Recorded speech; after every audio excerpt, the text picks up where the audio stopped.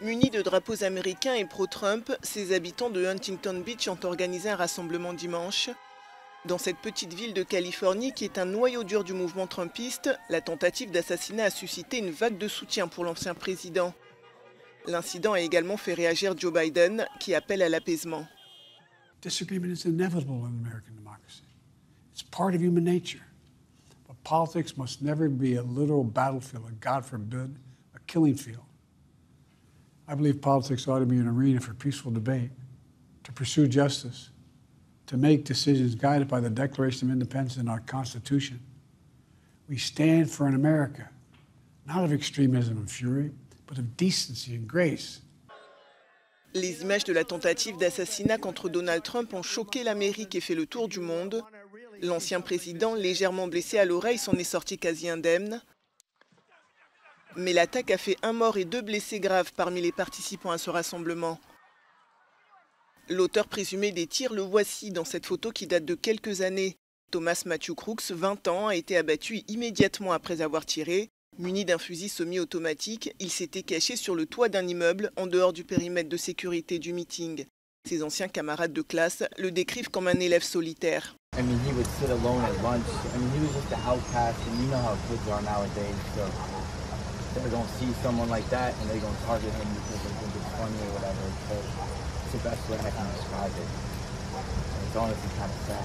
Dimanche, dans un communiqué, l'épouse de Donald Trump, Melania, a réagi à cet incident. L'ancienne première dame a qualifié de monstre l'auteur de la tentative d'assassinat et demandé aux Américains de se hisser au-dessus de la haine.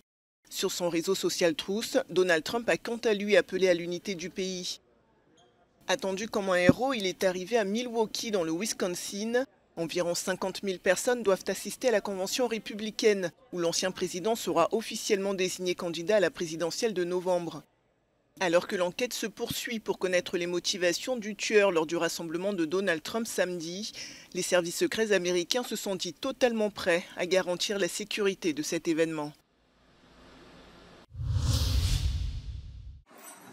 15 morts dans un bombardement israélien sur une école de l'UNRWA. Le bâtiment se trouvait dans le camp de réfugiés de Nuseirat, situé dans le centre de la bande de Gaza.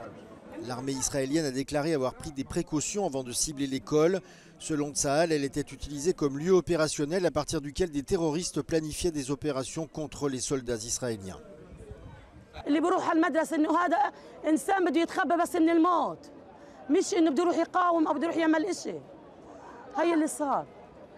احنا ما بدنا إشي بدنا بس احنا اللي نكون بامان بدنا بس صار القتلى في مدرسه امان ولا في حتى بيت امان ولا اي مكان امان كله صار يضربوه. Des informations concernant la rupture des négociations indirectes entre le Hamas et Israël ont circulé ce week-end, mais des responsables du mouvement terroriste ont indiqué qu'elles étaient toujours en cours malgré ces frappes.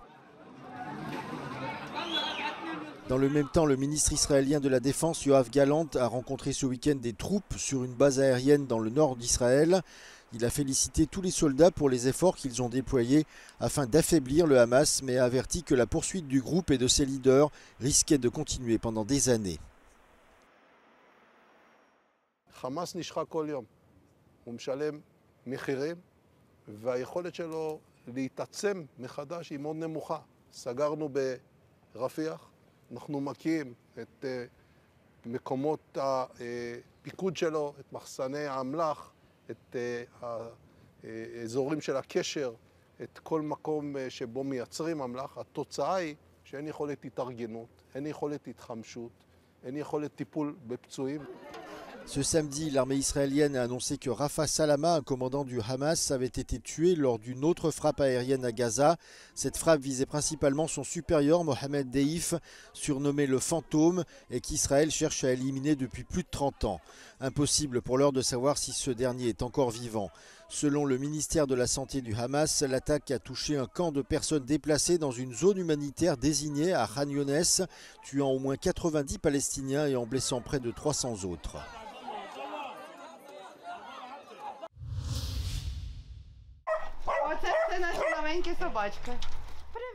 Des volontaires ukrainiens risquent leur vie près de la ligne de front pour sauver des animaux domestiques abandonnés par leurs propriétaires. Ils ont récemment mené une opération dans la région de Donetsk, dans l'est de l'Ukraine, où ils ont sauvé une soixantaine de chiens et de chats. Ils espèrent maintenant leur trouver une famille. Сподіваємося, що знайдуться люди добрі, гарні, які зможуть забрати таку собачку. Це дуже активна собачка, це собачка-компаньйон. Бо так от одну собаку врятувати, люди ризикують своїм власним життям і їдуть під обстрілами. Ce refuge héberge actuellement plus de 250 animaux, mais il n'y a pas assez de place pour tout le monde. Des centaines de milliers d'animaux domestiques ont été abandonnés en Ukraine depuis le début de la guerre, ce qui a entraîné une recrudescence des cas de rage. Dans la ville de Dabouleni, au sud de la Roumanie, des centaines de pastèques débordent des remorques et des charrettes. Certaines seront vendues au marché, les autres seront jetées et laissées à l'abandon. La surproduction de ce fruit a fait chuter les prix et met en péril les exploitations agricoles de la région. 60 de bani, 80 de bani, depinde după marfă. S-a mai stricat? S-a mai stricat, da. De exemplu, ăsta celui 70 de bani și nu vreau să dea. Am 4 tone. 4 tone? Da. Și de aruncat cât ați aruncat? Am aruncat un transport. Deci alte... Da, 4 tone. Vă pare rău? Nu. Ne-am îmbolnăvit, nu ne pare rău. Selon les agriculteurs, le temps capricieux de cette année a retardé la production dans les champs sablonneux de Dabouleni, de sorte que toutes les pastèques sont arrivées à maturité en même temps.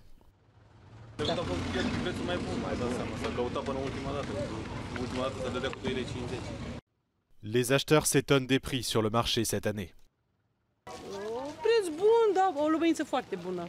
La ville de Dabouleni produit 16% des pastèques du pays.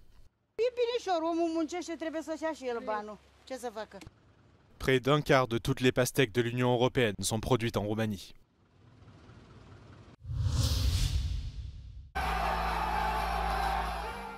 Les supporters espagnols étaient nombreux dans les rues pour célébrer la victoire de leur équipe 2-1 contre l'Angleterre dimanche soir dans la finale de l'Euro de football 2024. Après une première mi-temps indécise, Nico Williams a ouvert le score pour l'Espagne au tout début de la seconde période.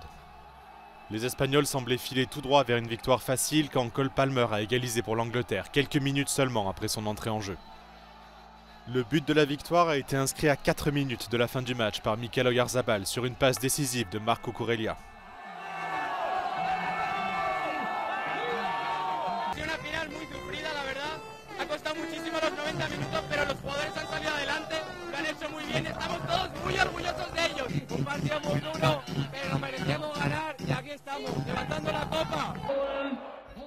Avec ce 4e sacre, l'Espagne devient la nation la plus titrée en championnat d'Europe.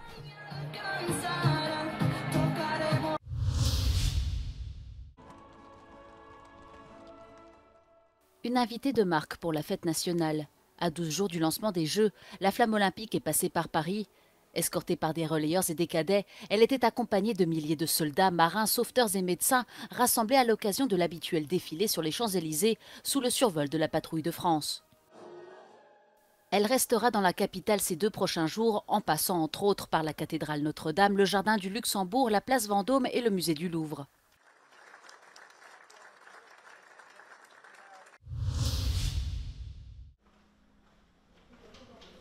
Bienvenue dans les caves du Louvre. Sous les rues de Paris se trouve un monde caché, un vaste réseau souterrain de caves et de tunnels construit fin 17e, début 18e. Un projet initié par le roi Louis XIV et qui servit aussi à ses successeurs. À l'époque, les caves abritaient l'un des 21 fournisseurs de vin du roi et permettaient de conserver les vins de manière optimale. Les passages souterrains étaient essentiels pour l'approvisionner plus discrètement. Écoutez Justin Fonbertas, le sommelier des caves du Louvre.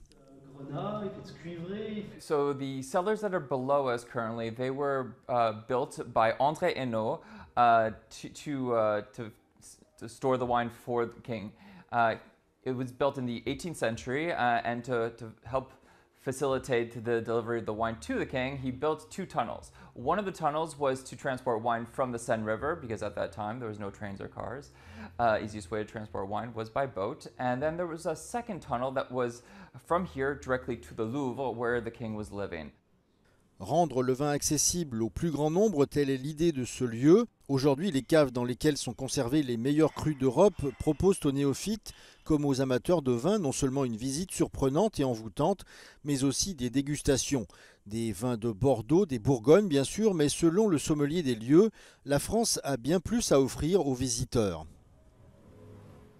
Most people don't know that we have over 850 grape varieties that are indigenous to us in France, and we have over 70,000 wineries. Each winemaker will have a different interpretation of the grape varieties and of their terroir, their region.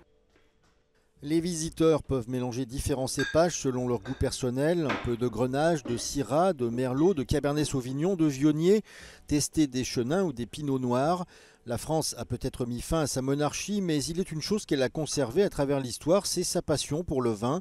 Pour preuve, les ventes de vin au détail en France atteignent 4,6 milliards d'euros par an.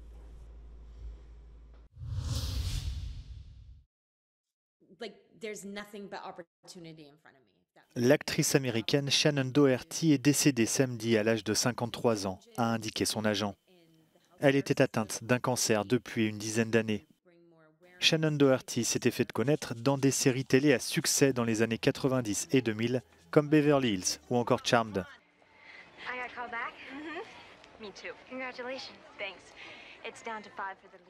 Sa vie et sa carrière ont ensuite été bouleversées par les tabloïds et la maladie.